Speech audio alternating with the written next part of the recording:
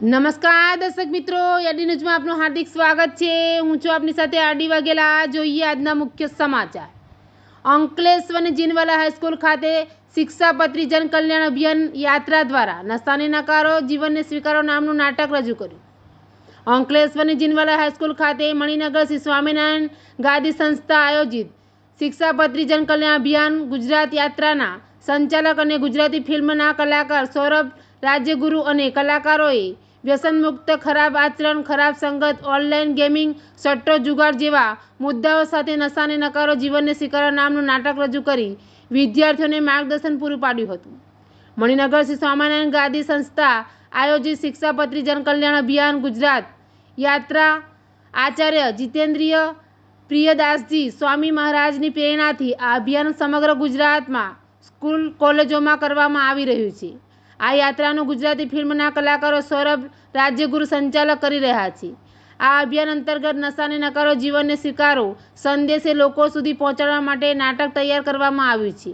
આ ગુજરાત યાત્રા વિવિધ શહેરો, ગામડાઓ અને ખાસ કરીને સ્કૂલો કોલેજોમાં જઈને નાટક દ્વારા જાગૃતિ આવે તેવી પહેલ કરવામાં આવી છે। ત્યારે ગુજરાતી ફિલ્મના કલાકાર સૌરભ રાજ્યગુરુ તેમના કલાકારો સાથે શિક્ષાપત્રી જન કલ્યાણ અભિયાન યાત્રા સાથે અંકલેશ્વર અને જીનવાલા હાઈસ્કૂલ ખાતે આવી પહોંચ્યા હતા અને જીનવાલા ખાતે વિદ્યાર્થીઓ સમક્ષ સૌરભ રાજ્યગુરુ અને તેમના કલાકારો અમરભાઈ, નિશાંતભાઈ અને અખિલભાઈએ વ્યસનમુક્ત, ખરાબ આચરણ, ખરાબ સંગત, ઓનલાઈન ગેમિંગ, મોબાઈલ એડિક્શન, સટ્ટો જુગાર જેવા મુદ્દાઓ સાથે નશાને નકારો જીવનને સ્વીકારો નામનું નાટક રજૂ કર્યું હતું અને વિદ્યાર્થીઓને માર્ગદર્શન પૂરું પાડ્યું હતું।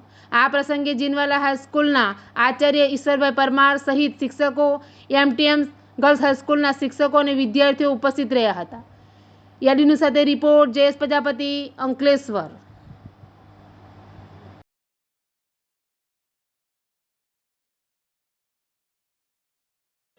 નમસ્કાર, હું છું સૌરભ રાજ્યગુરુ। મણિનગર સ્વામિનારાયણ ગાદી સંસ્થાન આયોજિત શિક્ષાપત્રી જન કલ્યાણ અભિયાન ગુજરાત યાત્રા આખા ગુજરાતમાં થઈ રહી છે। અમારા મંદિરના આચાર્ય શ્રી જીતેન્દ્રિય પ્રિયદાસજી સ્વામીજી મહારાજની પ્રેરણાથી આ કાર્ય થઈ રહી છે। એ ગુજરાતના બાળકો, ગુજરાતના યુવાનોના હિત માટે થઈ રહી છે। આમાં અમે ઘણા બધા મુદ્દા લીધા છે, જેમ કે વ્યસન મુક્ત, ખરાબ આચરણ, ખરાબ સંગત, ઓનલાઈન ગેમિંગ, સટ્ટો જુગાર જેવા મુદ્દાઓ લઈને એક સરસ મજાનું નાનકડું નાટક લઈને લોકો સમક્ષ મનોરંજન સાથે એક બોધપાઠ અમે આપી રહ્યા છીએ, જેમાં અમે લોકોને સમજાવી રહ્યા છીએ। અત્યારે આપ જોઈ રહ્યા છો કે લોકોને વ્યસનની એટલી બધી લત લાગી છે। યુથમાં તો એવું છે કે આ એક ફેશન બની ગઈ છે, એક ટ્રેન્ડ બની ગયો છે અને સંગત બહુ મેટર કરે છે લાઈફમાં। એટલે અમે સંગતનો બી એટલો મુદ્દો લીધો છે કે તમારી સાથે રહેનારો તમારો સંગ કેવો છે, કારણ કે ગુજરાતીમાં કહેવાય છે કે જેવી સંગત તેવી રંગત। એટલે એક સરસ એ મુદ્દો લીધો છે અને આ રીતે અમે બોધપાઠ આપી રહ્યા છીએ, સમજાઈ રહ્યા છીએ કે વ્યસનથી દૂર રહો। ઓનલાઈન ગેમિંગ, અત્યારે એમાં બી લોકો સટ્ટો જુગારમાં એટલા બધા પૈસા હારી રહ્યા છે, એટલા બધા દાખલા અમારી સામે આવ્યા અને બહુ દુઃખ થાય આપણને જ્યારે આપણા ગુજરાત રાજ્યમાં આવું કંઈક ચાલતું હોય ને કોઈ વ્યક્તિ, કોઈની પરિસ્થિતિ એવી આવે ને પછી છેલ્લે જે પગલું ભરતા હોય છે એ ખૂબ જ દુઃખદાયક હોય છે। એટલા માટે અમે આ યાત્રા ચાલુ કરી છે। ગુજરાત યાત્રા અમે કરી રહ્યા છીએ। અમે ગામો ગામ ફરી રહ્યા છીએ, ઘણી બધી સ્કૂલ, કોલેજીસ કવર કરી રહ્યા છીએ અને બાળકોને એ જ મેસેજ પાસ કરી રહ્યા છીએ કે આ બધી વસ્તુથી દૂર રહો, કારણ કે અત્યારે ઓનલાઈન ગેમિંગ અને અત્યારે ફ્રોડ બી એટલું, મોબાઈલ ફ્રોડ બી એટલું થઈ રહ્યું છે અને એના માટે અમે લોકોને સમજાવી રહ્યા છીએ।